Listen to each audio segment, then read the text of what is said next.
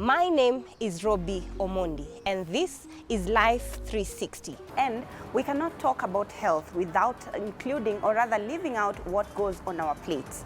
Life 360 today is at Sarabi rooftop at the Sankara Hotel, and as we continue to talk about food for impact, we definitely care about understanding where our food comes from. And in this particular time, we're going to understand what it means for us to embrace plant-based foods. I'm talking about your corn, your normal cauliflower, your normal cucumbers, but how they're prepared is what makes the whole difference. This particular season and this particular episode, we're going to understand what it means to embrace and include plant-based foods in our normal foods, in our normal menus, and even back at home, you can try one of these foods. Join us as we understand about plant-based foods, and when you're intrigued, feel free to visit, feel free to ask for this particular menu, and together we can not only take care of our health, but also ensure that our environment is happy with us and the future is also happy.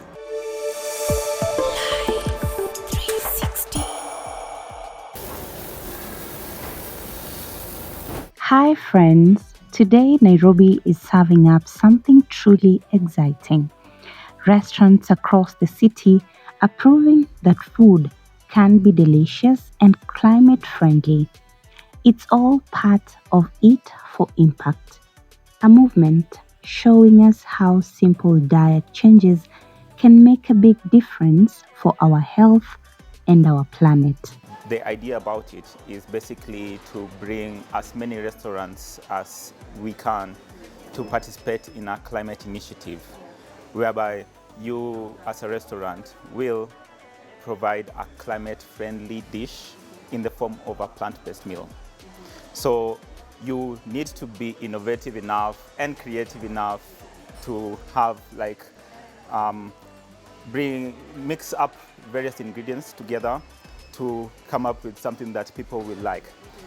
Eat for Impact is basically a project, a climate project that brings various entities together.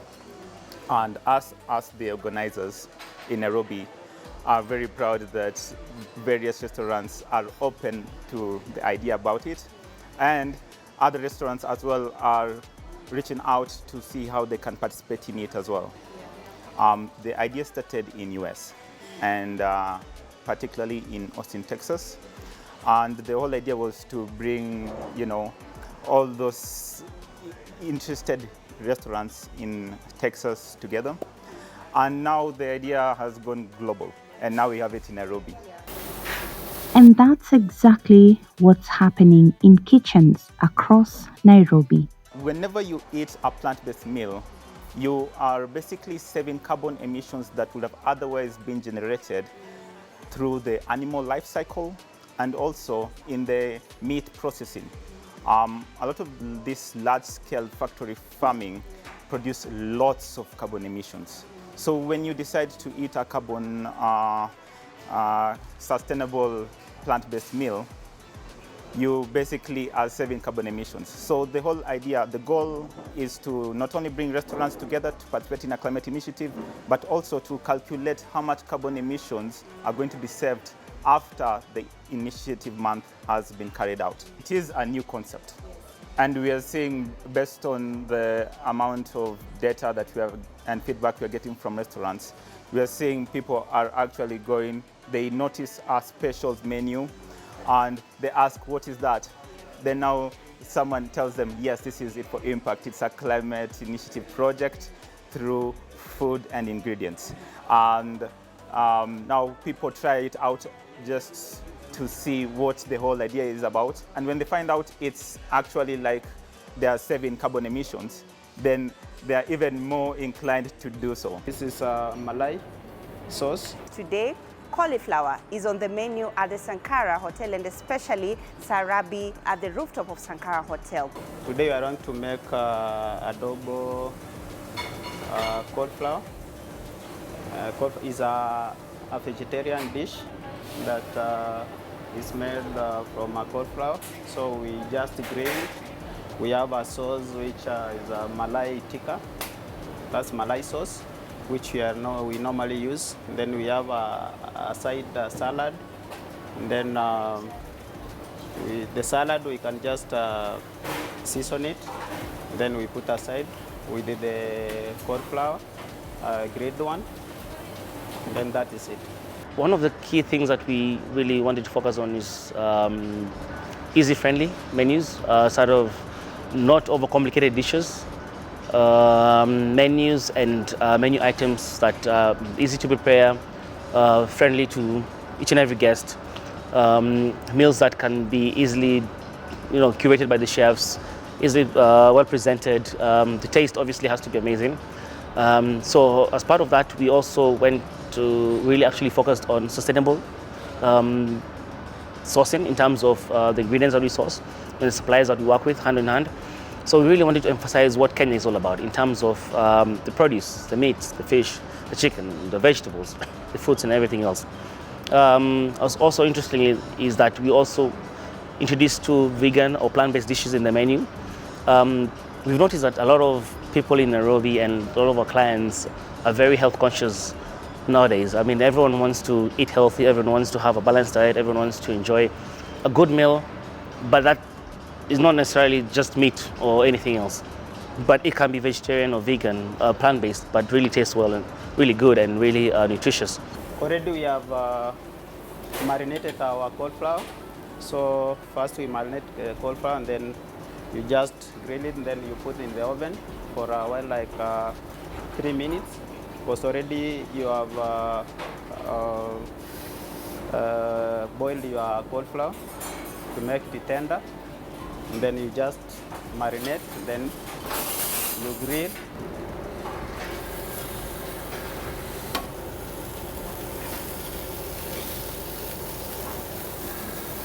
As you grill, you just paste your cauliflower so that the masala that is in it will just be okay for that, to have enough taste. So I want to mix the salad that we normally use. We call this one lucola.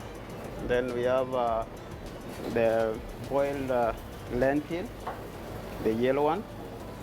And then you put your cherry tomato, then olive oil and salt. Salt and black pepper, just for seasoning. As I watch this dish being made, one thing that stands out is the creativity behind the ingredients, especially the use of corn and cauliflower. They've really taken these humble, everyday foods and elevated them into something elegant and exciting. But it also makes me wonder, out of all the plant-based options available, why did Sankara choose to spotlight corn and cauliflower for impact? Well, I found that corn is, first of all, it's easy to get, to source. It's one of the simplest things we have in the, like our Kenyan street food. Most people have maize and corn grilled with lemon and chili and stuff like that, yeah? So it's sort of like giving a story to the guest who's never been to Kenya, who has come for the first time and wants to enjoy Kenyan street food in a way. So this is sort of like our version of Kenyan street food, but 2.0, elevated, right? Just to add an extra kick to it and flair to it, but just transforming the usual corn that people have in the streets on a daily basis, but making it more well presented and very unique, but just adding extra flavors and layers just to make it something different, but sharing a story of what Kenya is all about. Yeah, it's what Nairobi is all about. Cauliflower, cauliflower is just cauliflower, right? Cauliflower sort of reminds me of something like tuna, if you're having fish. It's a bland dish. Without the care and the marination and how you treat the dish, it's a dish that can transform from being bland to something amazing, right? So realize that corn is the cauliflower is something very versatile to work with. It's a dish that can be made in many ways and forms. I think you can work with basically any cuisine. You can have cauliflower cooked in an Indian dish, very popular, which is gobi, any curry or gobi masala. You can have it in a Peruvian, in American way. You can have it in a Latin kind of inspired kind of way, technique on how to make it, with different fusions of different elements and different sauces. So in this case, I sort of took like a gochujang, which is sort of like a Korean kind of inspired cuisine. So sort of like took a cauliflower, steamed it. I made a sort of like a gochujang curry and sort of like a gochujang curry barbecue sauce to it. Marinated that with olive oil, a few aromatics. Simply throw that in the barbecue grill, sort of similar to how you throw meat in the grill. So grill that up, sort of like you'll probably have sort of grill marks to it. It will appear sort of like a steak. We call it a cauliflower steak. So yeah, so that's adding flavors to it, making the steak, the cauliflower steak, something nutritious and something unique that someone who's health conscious, someone who's doesn't eat meat can enjoy that cauliflower steak.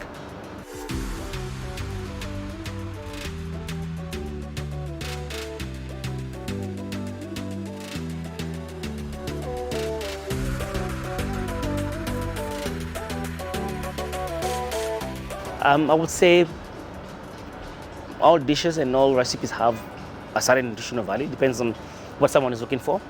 I mean, there's also looking to have more carbs, more iron, more protein, more carbs, more. But for us, it's the two dishes. For me, is something that will not make you feel bloated afterwards. It will make you feel ready for the next meal. It's sort of like, oh, I'm ready for the. It's ready. I'm ready to have the next set of meal. It makes you feel rejuvenized. It's healthy. It's light. You don't feel too bloated. You don't feel like you're stuffed or you're uncomfortable in your stomach. And plus the dishes like the corn and the cauliflower, I mean, it's easy to digest. It's quite easy to digest. It's not something that you have to chew and chew, you know. It's something that's just easy to digest in the body. Yeah. So it's good for energy, good for everyday, you know. Grab it, you know, if you want to just get up and have something to start your day in the morning or in the afternoon or lunch or in the afternoon, I suggest, you know, try the corn dish or the cauliflower dish. Yeah, you can easily, you know, not feel hungry after that or feel like you need to eat a whole 2 kilos of something, you know.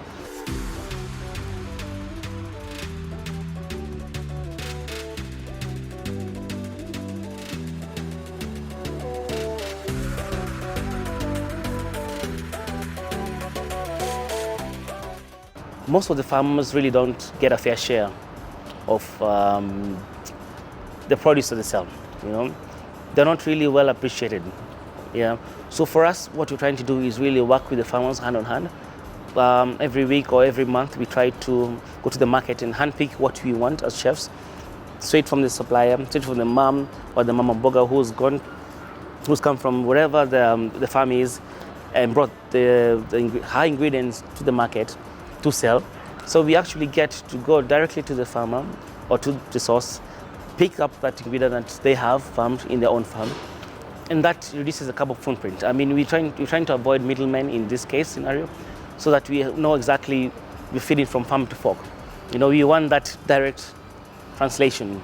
You know, you want that transparency in all that we do, in all our menus, in all our ingredients. We do that for everything that we do now. We're trying to really, same case for the fish and for the meat.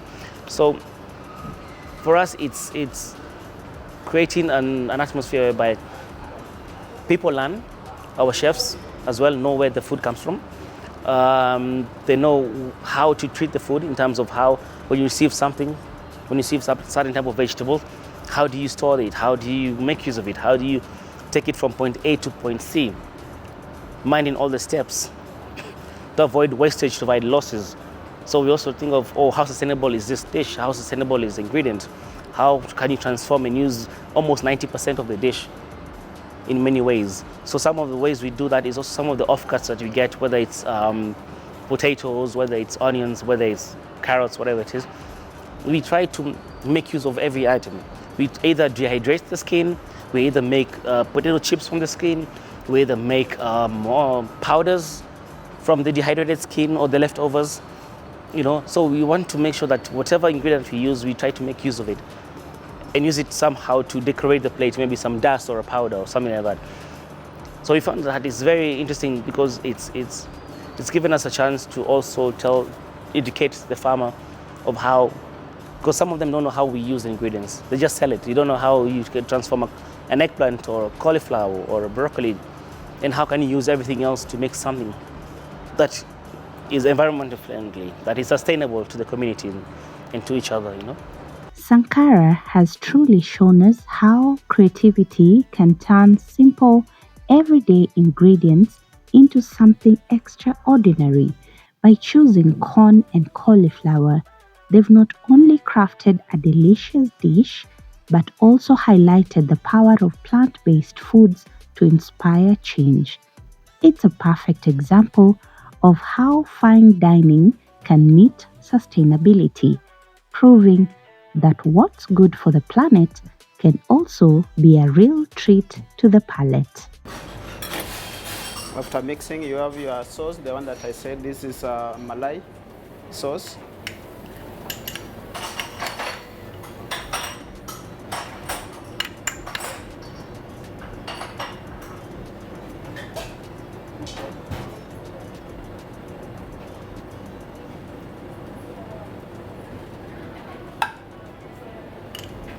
Okay, now from here, you just place your cauliflower on top. All right.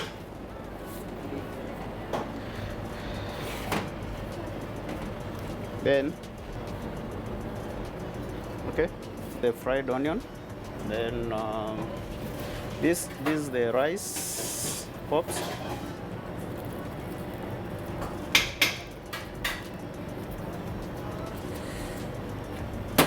And this is green olive oil.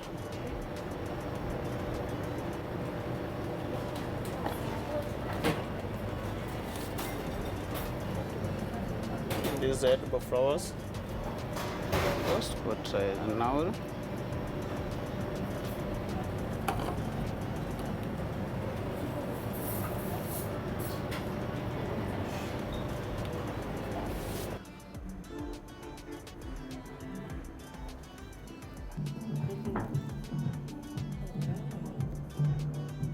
It is a cauliflower food, and as we speak about plant-based foods, looking at this particular food, I'm already salivating. It doesn't have to be to have a protein, especially when we're talking about sustainable eating. Now, we are looking at plant-based foods not just for our health, but also to improve and to sustain an environment that the future will be very proud about. So we're going to try this cauliflower dish. It's a plant-based food. It's roasted cauliflower. We also have a corn meal. We're just going to try them out and see what does it mean when we talk about embracing plant-based foods, and what does it mean not only to our health, not only to our taste buds, but also to the environment. Come with me as we taste this meal.